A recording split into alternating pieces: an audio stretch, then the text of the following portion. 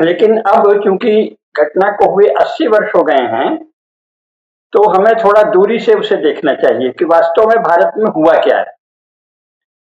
क्योंकि अक्सर ऐसा होता है कि पार्टीशन ऑफ इंडिया जिसे वो कहते हैं, भारत राज्य का दो भागों में बंटवारा, पापपूर्ण बंटवारा, उसकी चर्चा करने पर हिंदू पक्ष के अधिकांश लोग केवल मुसलमानों के उस समय के मारकाट, अत्याचार और गांधी नेहरू का रोल तो जैसा बताया शैलेंद्र जी ने वही है, उस पर थोड़ा और चर्चा कर लेंगे।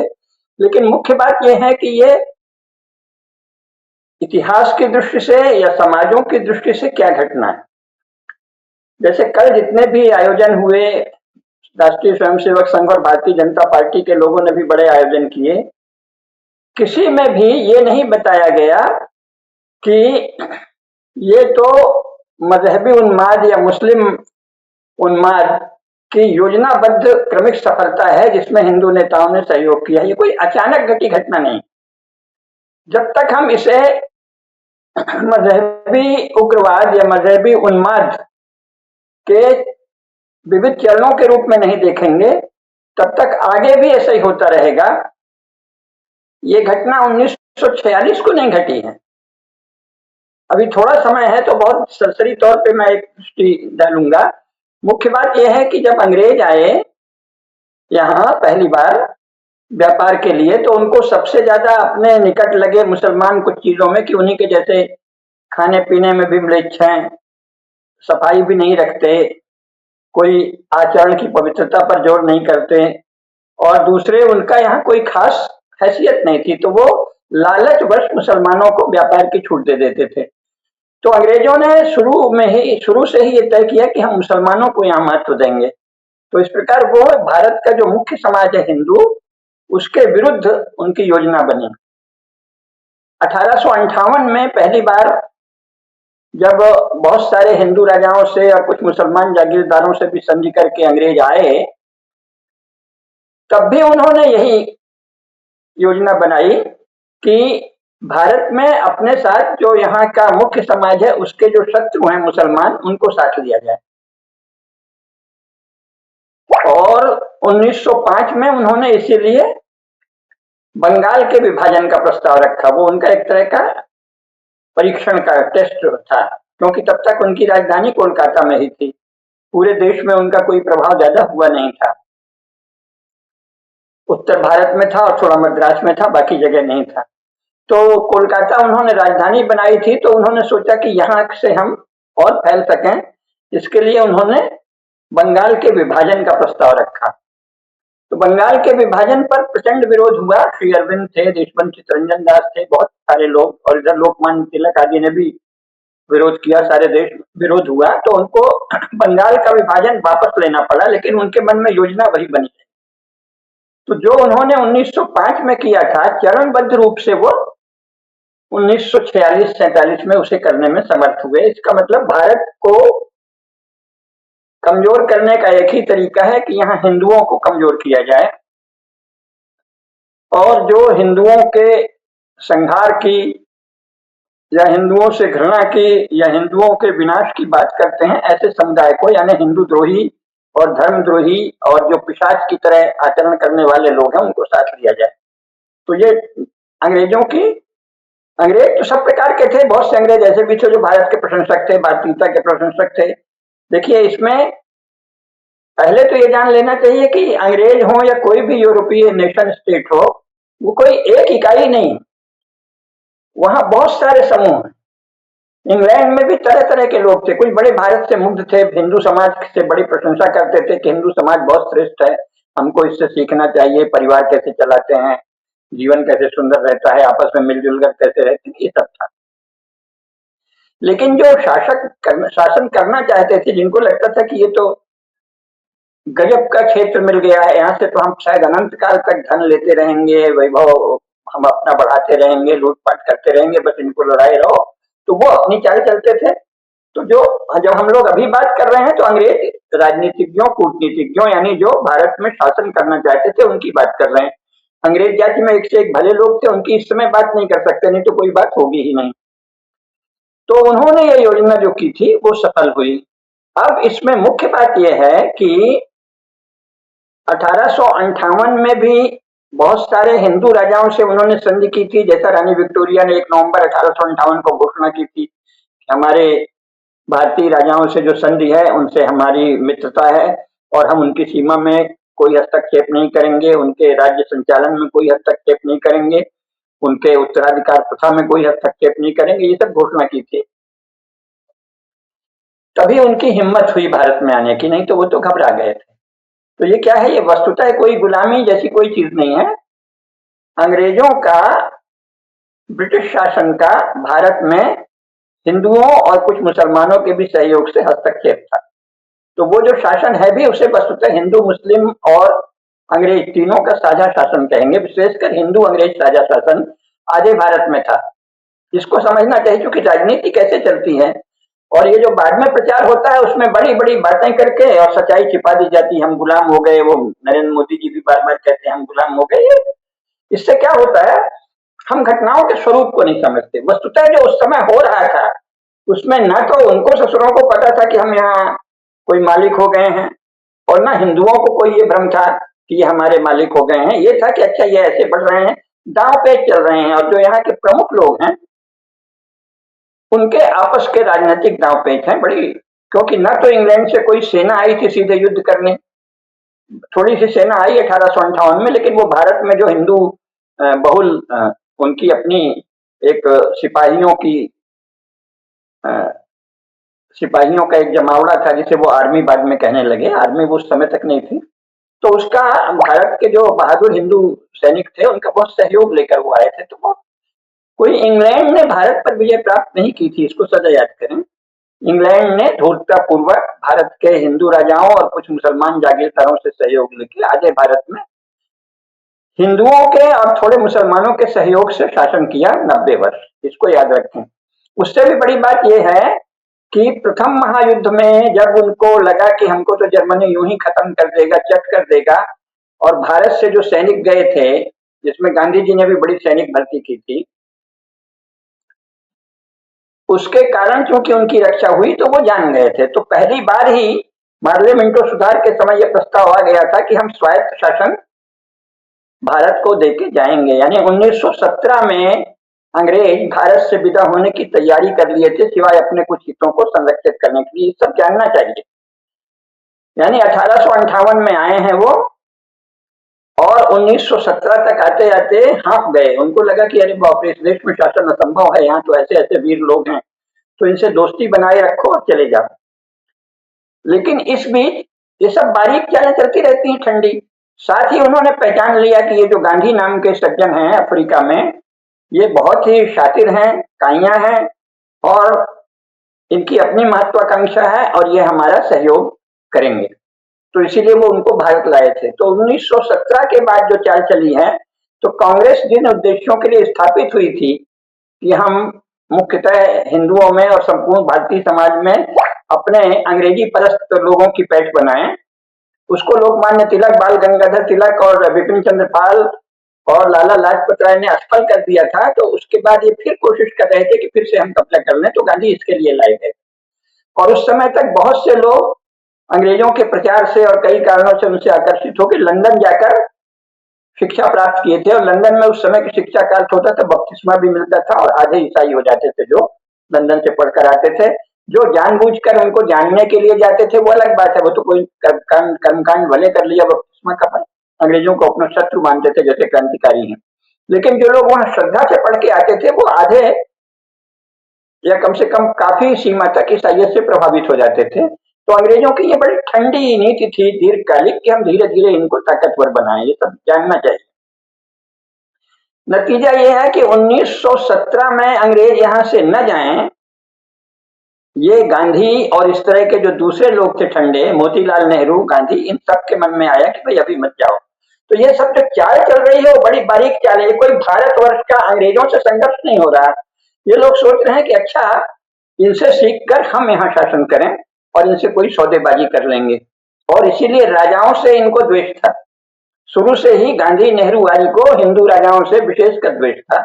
और उधर हिंदू राजा भी सोचते थे, क्योंकि उस समय कोई नेशन स्टेट पहली बार बन रहे थे यूरोप में 19वीं शताब्दी में, उसके पहले तो वहां भी नहीं था। तो यहाँ भी ये लोग सोचते थे, और नेशन स्टेट अगर हम यूरोप की तरह का देखें तो भारत में कम से कम 20 नेशन स्टेट होंगे। तो ये लोग अपनी अपनी चालाकी में थे कि हम भी अपना बढ़ाएं। तो ये जो राजनीति के दांव पे चल रहे हैं, इनको जानना जरूरी है, नहीं तो बेकार की ग्लानि हो जाएगी, अरे हिंदू ऐसे, अरे हिंदू वैसे। तो इन्होंने कोशिश की कि अंग्रेज यहाँ अभी रहे हैं। तो 1917 के बाद जो भारत में अंग्रेज रहे हैं, वो जो ठंडी धारा है राजनीति की, उसके सक्रिय सहयोग से रहे हैं, इसको जानना चाहिए। और जब उन्होंने देखा अंग्रेजों ने कि अच्छा ये तो हिंदू कल को संगठित हो सकते हैं, साथ में उनको भय लगातार लगता था, तो उन्होंने फिर एक बार तो मात खा गए थे 1905 में, लेकिन लगातार मुस्लिम अलगाववाद को प्रोत्साहित किया, चाहे वो सैयद अहमद हो, दूसरे मुसलमान लोग हों।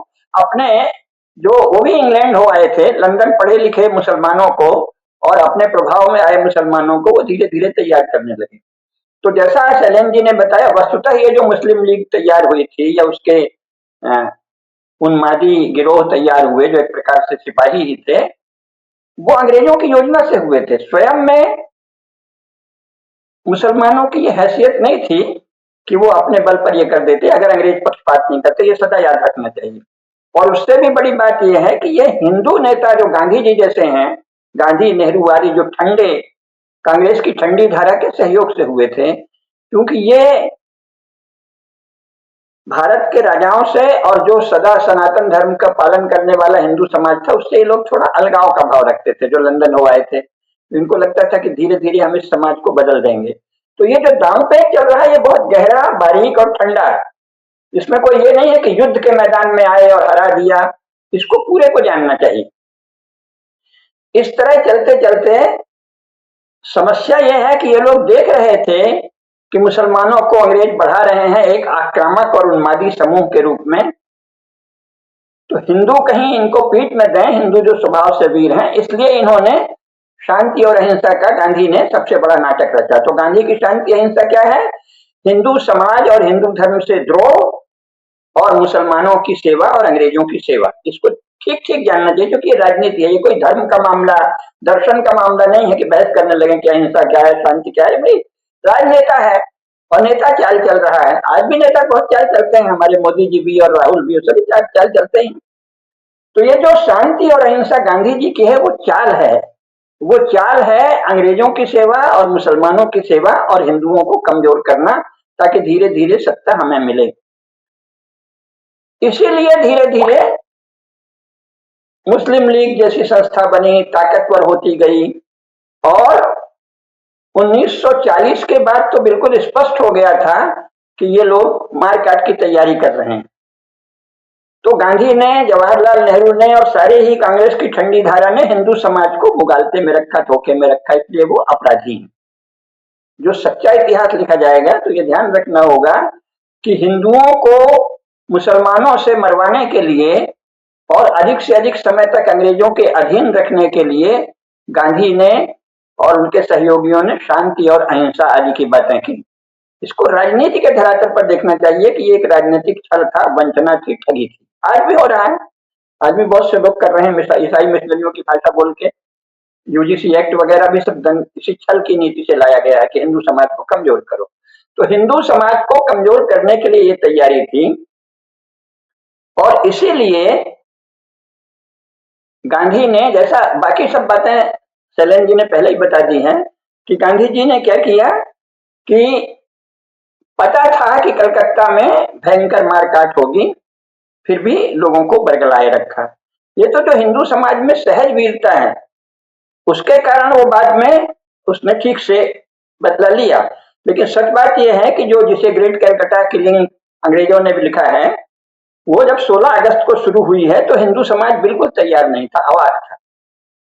और हिंदुओं में, हिंदू समाज के भीतर कम्युनिस्ट विचारधारा पनपे, जो कि सब तरह से हिंदू धर्म का नाश करने वाली है, क्योंकि कम्युनिस्ट जो हैं वो नास्तिक लोग थे और धर्मद्रोही लोग थे। तो इसीलिए जो जेल में जाता था कोई भी, भले क्रांतिकारी भी जाए, तो अंग्रेज उसको जो पुस्तकें सुलभ कराते थे वो कम्युनिज्म की ही कराते थे, ताकि वो धीरे धीरे कम्युनिस्ट होके निकले। तो उसमें से जो कमजोर बुद्धि के थे वो कम्युनिस्ट हो गए, प्रायः मंद बुद्धि लोग कम्युनिस्ट हुए। तो कम्युनिस्ट पार्टी का गठन भी ताशकंद में हुआ था सोवियत संघ के इशारे पे। तो इस तरह कम्युनिस्ट पार्टी को भी अंग्रेजों ने भारत में बढ़ावा दिया, खासतौर से जब द्वितीय महायुद्ध में सोवियत संघ उनके साथ आ गया तो कम्युनिस्टों को बहुत मदद करने लगे। शुरू में तो थोड़ा जासूसी वगैरह भी की थी। तो ये जो कम्युनिस्ट पार्टी है बंगाल की, उसने मुसलमानों की बड़ी सेवा की, क्योंकि जो 15 अगस्त को जो मीटिंग हुई थी एस्प्लेनेड में, जो बहुत बड़ा मैदान है कोलकाता का, उसमें ज्योति बसु शामिल थे। इसका रिकॉर्ड है कि ज्योति बसु स्वयं शामिल थे और पाकिस्तान बनाए जाने का ज्योति बसु ने और उनकी पार्टी ने समर्थन किया था। ये जरूर है कि ये कम्युनिस्ट प्रायः कायर होते हैं, बड़ी बड़ी हिंसा की बात करते हैं, लेकिन वो कोई गरीब को मिल जाए, कोई कमजोर आदमी अकेले मिल जाए तो मार देते हैं। तो जब वहां मारकाट शुरू हुई तो ज्योति बसु भाग गया था, बदमाश। लेकिन ज्योति बसु ने और कम्युनिस्ट पार्टी ने बंगाल में मुसलमानों का साथ दिया था। तो इस प्रकार उन्होंने मारकाट शुरू कर दी। और बाकी सब शैलेंद्र जी ने बताया है, ये इसमें गृह मंत्रालय भी इसके पास था, तो बाकायदे एक पुलिस कंट्रोल रूम में सुहरावर्दी स्वयं बैठ गया था। और उसके पहले उसने योजना पूर्वक वहां पुलिस में, जो हमारे यहाँ अखिलेश और मुलायम वगैरह ने अपने ढंग से किया, पुलिस में पंजाबी मुसलमानों और पठानों की भर्ती बहुत अधिक कर ली थी, हिंदू थोड़े से थे। इसके बावजूद ये कह के कि मुसलमानों को अविश्वास है, इसलिए हमें हिंदू पुलिस अधिकारी हटा देने चाहिए, 16 अगस्त के दिन सुहरावर्दी ने सभी महत्वपूर्ण थानों से जो पुलिस थानेदार थे और पुलिस अधिकारी थे उनको हटा दिया था। सिपाही भर कुछ हिंदू बचे थे, जो हिंदू मतलब हिंदू थानेदार थे, और जो हिंदू पुलिस अधिकारी थे उनको हटा दिया, केवल मुसलमानों को रखा।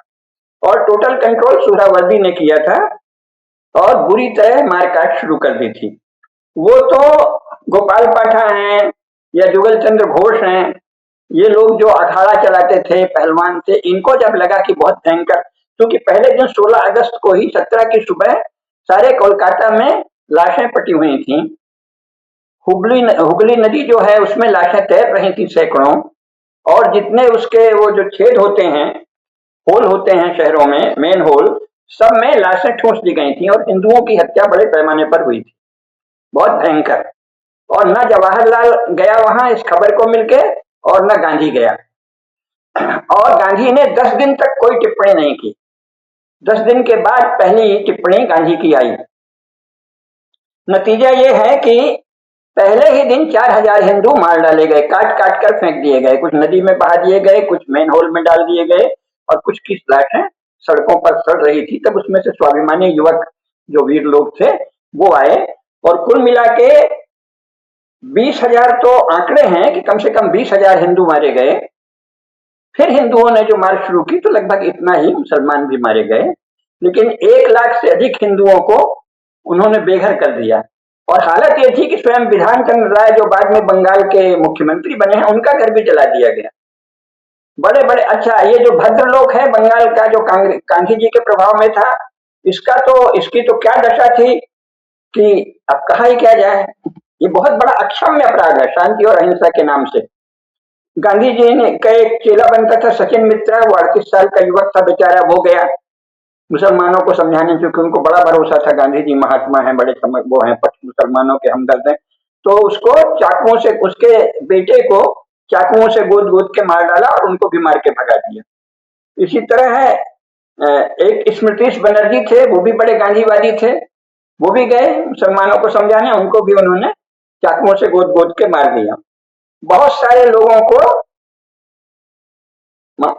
बड़े बड़े जो कांग्रेस के लोग थे, जैसे मैंने बताया ना बिधान चंद्र राय, बहुत कांग्रेस नेताओं को पूरी तरह मारा, उनका घर जला दिया। ये सब छिप छिप के भग रहे थे, और अंत में उन्हीं की शरण में गए जो साधारण अखाड़ा आदि में काम करने वाले साधारण युवक थे, साधारण लोग थे, उनके गए। और कुछ वहां के जो महाजन थे, बंगाल के सेठ लोग, उन्होंने भी धन साधन दिए कि चलो हथियार खरीद लो। तो बंगाल यानी कोलकाता के संपन्न वैश्यों और अखाड़े आदि में काम करने वाले वीर युवकों के कारण हिंदुओं की रक्षा हुई। कांग्रेस की अथवा कम्युनिस्ट पार्टी के किसी नेता की कोई भूमिका नहीं। ऊपर से गांधी का ये हाल है कि उसने सचिन मित्रा की पत्नी को, जिनकी हत्या हो गई थी, उनको पत्र लिखा कि शोक मत करना, हर्ष मनाओ, खुशी की बात है कि तुमने बलिदान दे दिया है और तुम भी सचिन मित्रा के रास्ते पर चलो। मतलब ये अक्षम्य अपराध है। और जब लोगों ने कहा कि हम सचिन मित्रा की शव यात्रा निकालेंगे तो गांधी जी मचल गए कि नहीं, शव यात्रा करोगे तो हम अनशन कर देंगे, शव यात्रा नहीं कर सकते क्योंकि इससे मुसलमान भाइयों को कष्ट होगा। जगह जगह मुसलमान अपना पाकिस्तान का झंडा फहरा रहे थे, तो गांधी जी के भाषण हो रहे थे कि कोई बात नहीं, भारत पाकिस्तान एक ही है और अगर भारत में पाकिस्तान का झंडा फहरा रहा है तो क्या गलत है, कल को शायद एक हो जाए। तब ये सब क्या है, भाषण की लक्ष्यबाजी। इसको सिद्धांत से मत देखिए। इसका मतलब हिंदू द्रोह और इस्लाम परस्ती या पाकिस्तान परस्ती है, शुद्ध राजनीतिक काम है। और इसके बाद फिर 10 दिन बाद कहा भी तो फिर वो जो नाटक बता रहे थे शैलेंद्र जी की, फिर असल में गांधी जी खुद डर गए थे, उनको लगा था कि मुझे मारा जाएगा, तो कहा सुहरावर्दी से कहा कि तुम मेरे साथ रहो। तो ये तो कायर लोगों के लक्षण है, हिंसक और कायर चित्त। और अंत में फिर भी जब गोपाल पाठा, जुगल चंद्र घोष आदि लोग जब मारने लगे, उनके साथ बहुत सारा सहयोग था, खासतौर से बिहार के, चाहे वो खलासी हों, चाहे मजदूर हों, चाहे लोहार हों, इन लोगों ने भी मारकाट शुरू कर दी कोलकाता में, अच्छे खासे ठीक से मारा। तब ये मुसलमान डर गए। कहाँ तो पहले कह रहे थे कि हंस के लिया है पाकिस्तान, लड़के लेंगे हिंदुस्तान, और बड़े मस्ती मार रहे थे, उन्माद। और जो पहले दिन इन लोगों ने किया है उसका तो वर्णन करने में भी कोई भी सभ्य आदमी लज्जित हो जाएगा। बच्चियों के साथ बहुत अत्याचार किया, बूढ़ी स्त्रियों को नहीं छोड़ा, और ज्यादातर को वो गाय जहां गौशाला थी वहां ले जाते और उनको छुरी पकड़ा के कहते कि इसको मारो गाय को, और फिर बहुत अवर्णनीय घृणित नरपिशाचों वाले सारे काम हुए। और गांधी को इसमें कोई कष्ट नहीं हुआ। जवाहरलाल नेहरू ने हिम्मत नहीं की आने की, और न ये कहा कि जिन्ना भी आए। हालत ये है कि मंदिर नष्ट किए जा रहे थे, राधा कृष्ण मंदिर को नष्ट किया गया, सीता मंदिर को नष्ट किया गया, मूर्तियां लूटी गई, किसी में गांधी जी को या मोहनदास करमचंद को कोई कष्ट नहीं हुआ। और अंत में जब लगा कि अब मुसलमान मारे जाएंगे तो वो अनशन पर बैठ गए और गोपाल पाठा को कहा गया कि हथियार रख दो। तो ये जो है ये बहुत ही अक्षम्य अपराध है जो डायरेक्ट एक्शन के दिन हुआ। उसके लिए मुख्य अपराधी हैं जवाहरलाल नेहरू और मोहनदास करमचंद गांधी और अंग्रेज। मुसलमानों की ये हैसियत नहीं थी कि वो इतना बड़ा हत्याकांड कर लेते अगर ये लोग हिंदुओं को सावधान करते। तो ये जो पाकिस्तान बना है ये किसी मुसलमानों के उन्माद और बर्बरता के कारण नहीं बना है, ये गांधी और नेहरू और उनकी पूरी टीम की अंग्रेजों के साथ मिली भगत के कारण बना है। और ये जो मुसलमानों ने किया है ये उनका एक तरह से उनका पैशाचिक मतवाद ही है।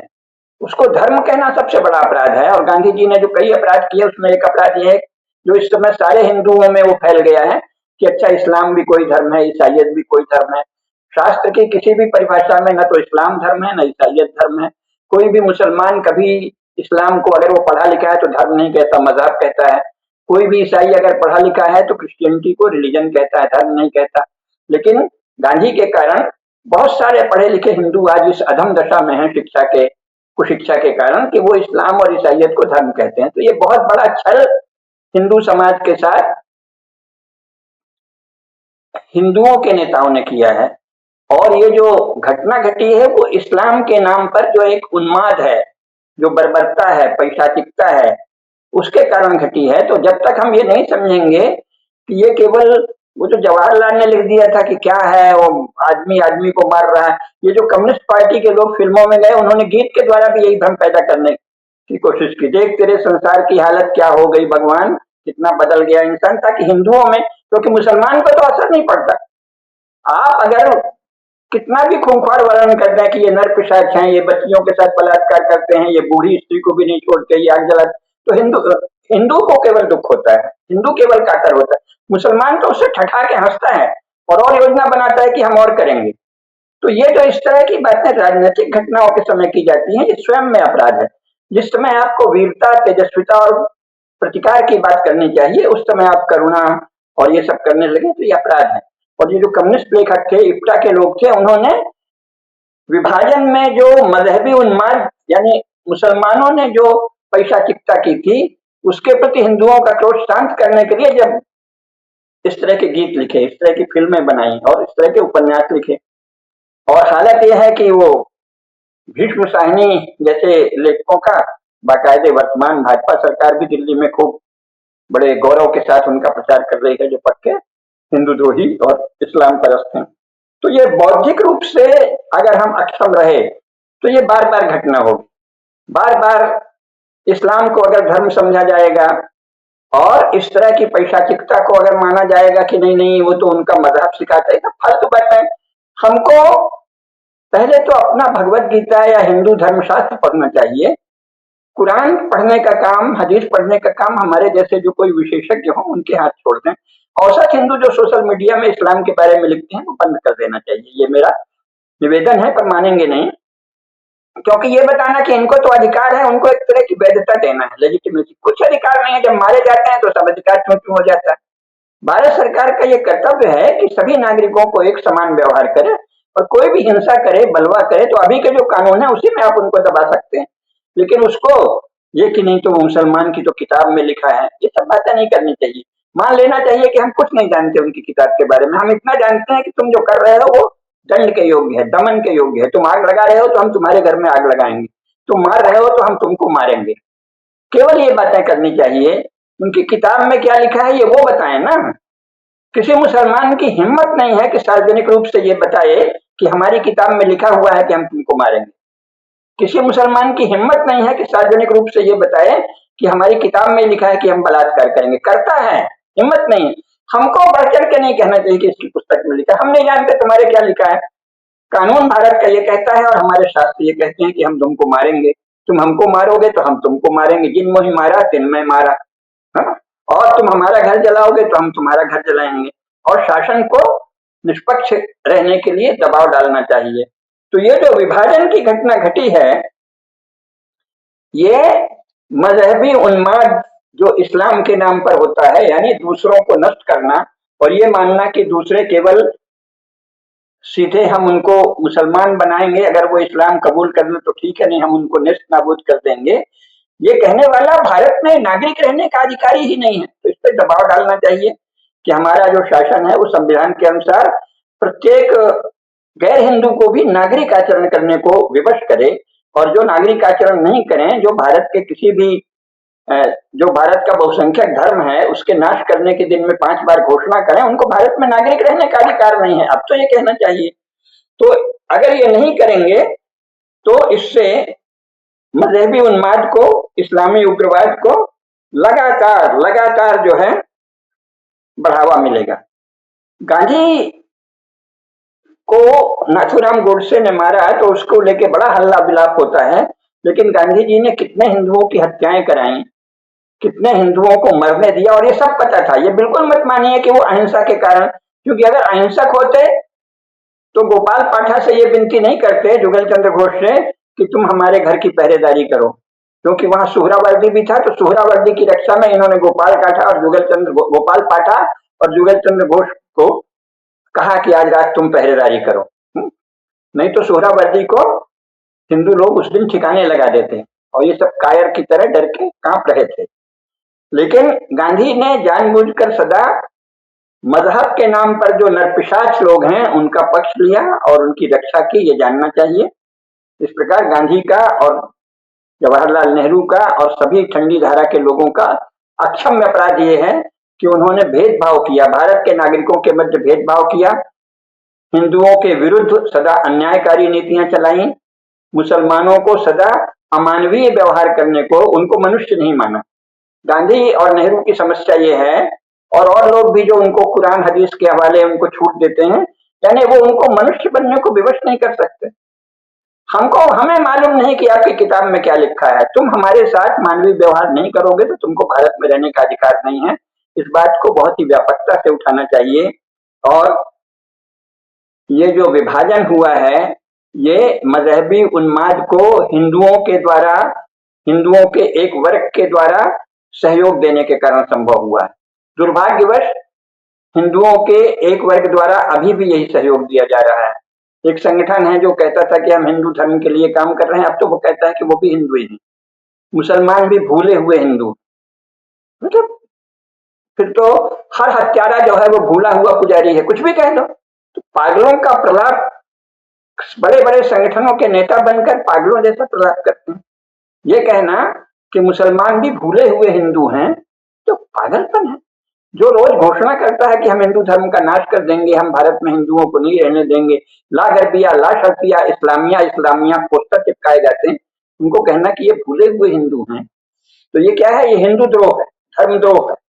तो जानना चाहिए कि विभाजन जो हुआ है ये उसी पैशाचिक उन्माद की जो इस्लाम के नाम पर किया जाता है उसकी एक कड़ी है, जिसके मुख्य दोषी अंग्रेज और गांधी और नेहरू हैं, और वो सभी हिंदू नेता हैं जिन्होंने हिंदुओं को राजनीति जैसी तेजस्वी क्रियाशीलता के क्षेत्र में फालतू के शब्द सिखाया है। गांधी, नेहरू आदि ने जो शांति और अहिंसा सिखाया है, और अभी भी जो बुद्ध और गांधी का देश से कहते हैं, वो सब लोग दोषी हैं, क्योंकि बुद्ध राजनेता नहीं थे।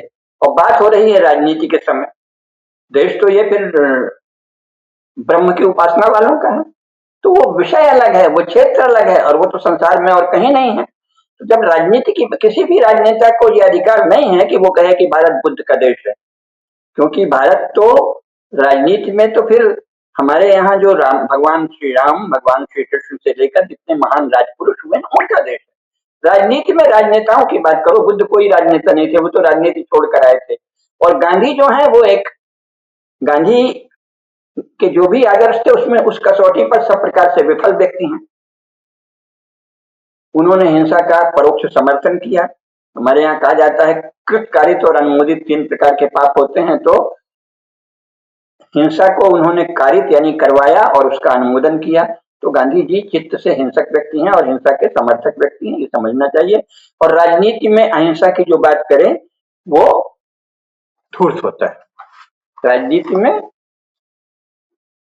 रजोगुण क्रियाशीलता का क्षेत्र है और उसमें वीरता, तेजस्विता, धर्मनिष्ठा इनकी बात होनी चाहिए। जिसको केवल अहिंसा का पालन करना है उसे संन्यास लेकर मोक्ष साधना करनी चाहिए।